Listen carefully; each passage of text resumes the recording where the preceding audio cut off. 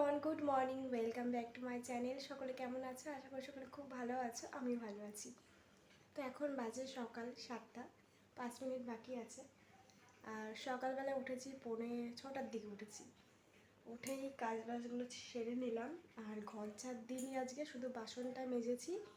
ঘর ঝাড় দিইনি কারণ আজ যেহেতু রবিবার আর কাল বাদে পরশু দিন মঙ্গলবার হচ্ছে, ভাদ্র মাস যাচ্ছে, তো তার জন্য ঘর বাড়িগুলো তো একটু পরিষ্কার করতে হবে। আর এদিকে তো জামা কাপড়গুলো রোদ্রে দিয়ে দিয়েছিলাম আগে একদিন, জামা কাপড়গুলো রোদ্রে দেওয়া হয়ে গেছে, কিন্তু ঘর পরিষ্কার করা হয়নি। তাই আজকে রবিবার, আজকে ভাবলাম দুই বউ মিলে বাড়ির সমস্ত কিছু একদম পরিষ্কার করব।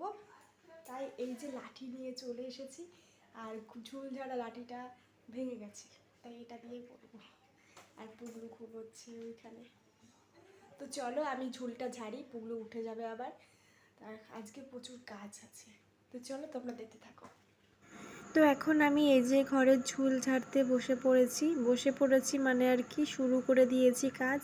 তো চলো আমি তাড়াতাড়ি করে ঝুল টুল ঝেড়ে নিই। প্রচণ্ড পরিমাণে ঝুল হয়েছে, প্রত্যেকটা ঘরে ভীষণ ঝুল হয়েছিল, কারণ অনেক দিন হয়েছে কোনো ঝুল ঝাড়া হয়নি। লাস্ট হয়তো এক মাস হয়ে গেছে হয়তো ঝুল ঝাড়া হয়েছে, তারপর থেকে কোনো ঝুল ঝাড়া হয়নি।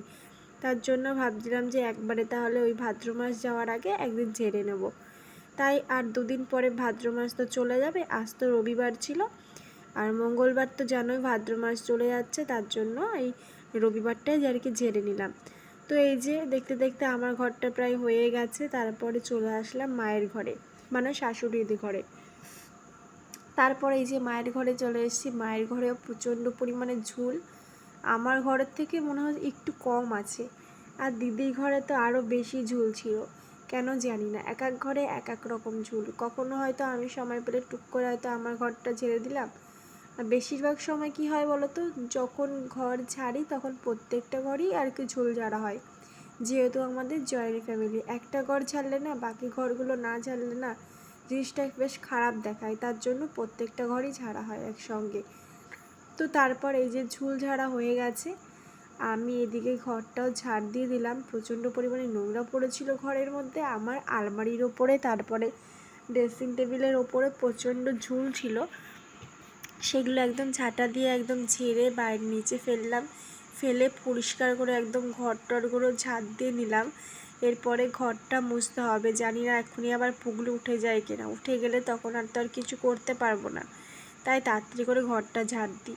আর ঘরটা ঝাড় দেওয়ার পরে আর কি দিদি ঘরটা মুছে দিয়েছিল, সেটা আর আমি ভিডিও করতে পারিনি। আর এদিকে দেখো একটা কৃষ্ণ ঠাকুরের ফটো, কি সুন্দর কিউট না বলো। এই ফটোটা আমাকে আমার রিসেপশানে একজন গিফট করেছিল। আমাদের শ্বশুরবাড়ির এখানেই বাড়ি, তো একজন গিফট করেছিল। তো সব ঘরের মধ্যে ছিল, তো নোংরা হয়ে গেছে, তাই ওটাও একটু মুছে নিলাম। তো চলো এই যে মুছে নিয়েছি আমি, মুছে এবার যেখানে ছিল সেখানে টানিয়ে দেব। তো চলো এই যে ওখানে দেখতে পাচ্ছ, ওখানে আমার একটা ঘড়ি রয়েছে। ওই ঘড়িটা না আমি মিশোর থেকে না শপসির থেকে নিয়েছিলাম, বেশ সুন্দর। অনেক দিন হয়ে গেল, প্রায় 3 বছর হতে যায়। তবে একদিন না দুদিন খারাপ হয়ে গেছিলো, তারপর থেকে আর খারাপ হয়নি, বেশ ভালোই আছে। আর তার পাশে কৃষ্ণ ঠাকুরের ফটোটা আমি লাগিয়ে দিয়েছি, অনেক দিন থেকেই লাগানো আছে, বিয়ের পরপর থেকে ওখানে লাগিয়ে দিয়েছিল বর। তারপরে এই যে টিভির ওখানে যে ফুলটা দেখতে পাচ্ছ, ওই ফুলটা আমি আমাদের এখানে যখন ঠাকুরনগর মেলা হয়েছিল ওই মেলার থেকে কিনেছিলাম।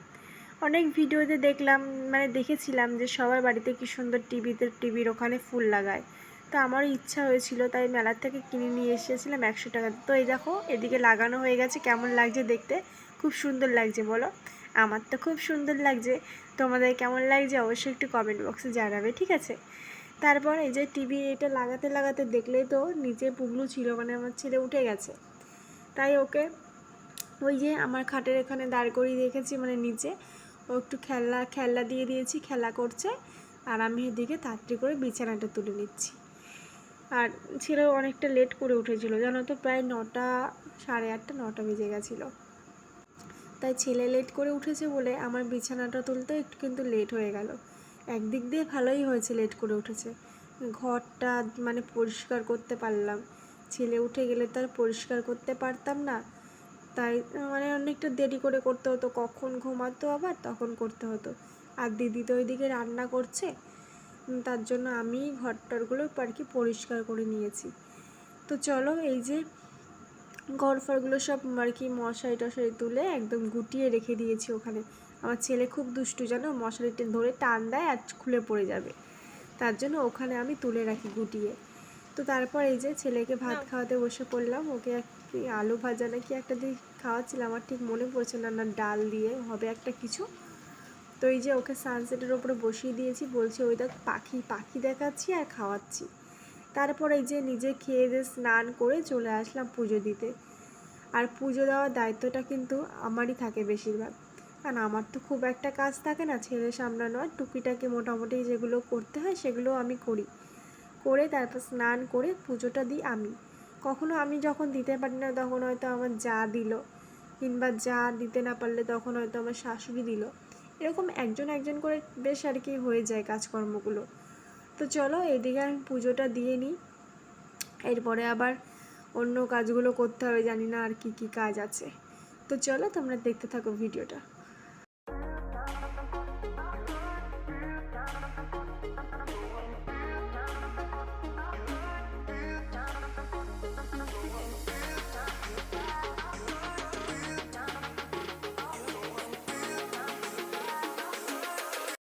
ঘুম থেকে উঠেই বসে পড়লাম মালা গাঁথতে। এদিকে দেখো সবার ফার্স্টে আমি রজনীগুলো ভেঙে তো নিলাম। এখন হচ্ছে রাত 9:30 বেজে গেছে, আর এখনও রাতের খাবার খাচ্ছি। কারণ আজকে একটু তাড়াতাড়ি খাচ্ছি, কারণ এখন তো প্রচণ্ড বৃষ্টি হচ্ছে সারাদিন, কারেন্ট থাকছে না, কারেন্ট চলে যাচ্ছে বারবার, অন্ধকার, চার্জার লাইটও তেমন একটা চার্জ নেই, মানে লাইট জ্বালিয়ে জ্বালিয়ে চার্জ নেই, তাই তাড়াতাড়ি খেয়ে শুয়ে পড়বো। আর এখন হচ্ছে একটু দুধ দিয়ে ভাত খাচ্ছিলাম, আর আলু সেদ্ধ খেয়েছি। না না, আলু তুলে রেখেছি, আলু সেদ্ধতে খেয়েছি। আর চিংড়ি মাছ রান্না হয়েছিল, চিংড়ি মাছ আমি খাই না, খাবো না। আর দুধ দুধ আনি যেহেতু, তাই দুধ দিয়ে ভাত খাচ্ছি, আর পুগলুকে একটু দুধ দিয়ে ভাত খাওয়াচ্ছি, ও বেশ দুধ দিয়ে ভাত খেতে ভালো পছন্দ করছি। তাই না, শোনো দেখ,